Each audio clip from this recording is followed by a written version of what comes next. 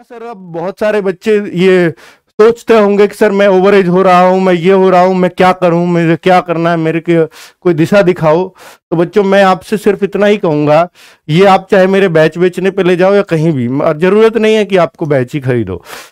MTS की vacancies है 12,500 कुछ, फिर जुलाई में दोबारा वैकेंसीज है, वही जून में ही 2 बार एमटीएस की वैकेंसी इस साल मिल रही है। 2024 में सेंट्रल का इलेक्शन है, इसलिए ये वैकेंसीज की भरमार है और वैकेंसीज बहुत जल्दी कंप्लीट भी होंगी। फॉर्म अभी भी चल रहे हैं, तो वो फॉर्म आप भर देंगे तो मेरे ख्याल से इससे तो ठीक ही रह जाएंगे और तैयारी के टच में भी रहेंगे। हालांकि तैयारी इसमें हिंदी पढ़ना है, उसमें इंग्लिश पढ़ना है, इंग्लिश बेस पे ही सिलेक्शन है, जीएस तो कॉमन ही है दोनों में। लेकिन इंग्लिश से कब तक बचोगे, ये भी बच्चों, मतलब मैं तो ये कहूंगा कि हिंदी माध्यम के बच्चों को वास्तव में इंग्लिश से थोड़ा सा डर लगता है, पर मैं कहूंगा कि बेटा एक बार प्रयास तो करो। मैथ से आधी मेहनत इंग्लिश सीखने में लगती है। जब तक डरते रहोगे तब तक कुछ नहीं आएगा, लेकिन जब आपने एक बार प्रण कर लिया किसी चीज को सीखने का, तो हर कोई सीख सकता है। आप सीखने की कोशिश तो करिए, आपने कोशिश ही नहीं की है तो फिर तो कोई कुछ भी नहीं कर सकता।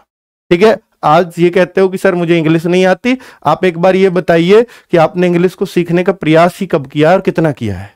आपके पास जवाब नहीं होगा, इसलिए आपको नहीं आती।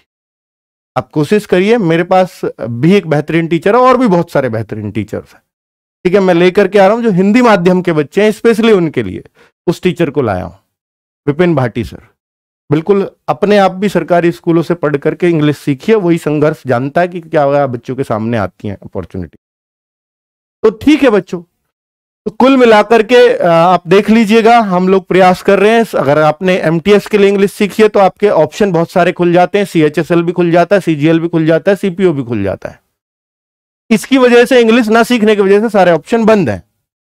ठीक है, तो आप प्रयास कीजिए, हम आपके साथ हैं। जितना भी हो सकेगा 2.5 से 3 महीने में कहता हूं, 3 से 4 घंटे इंग्लिश पढ़ लो, क्योंकि एमटीएस में इंग्लिश ही पढ़नी है आपको, तो इतना टाइम तो दे ही सकते हो। तो एक बहाना भी है कि हमें इंग्लिश के ही पढ़ना है और कुछ पढ़ना ही नहीं है। ठीक है, मैथ्स रीजनिंग तो क्वालिफाइंग है उसमें, वो तो 40 में से 12 करने हैं, तो सिर्फ इंग्लिश ही पढ़नी है। तो एक मौका भी है और आपको पता भी है कि इसके बिना सिलेक्शन नहीं होगा, तब आप पढ़ भी पाते हो। ठीक है, और तभी पढ़ पाते हो आप जब आप पे प्रेशर हो। ठीक है बच्चों, नमस्कार, धन्यवाद।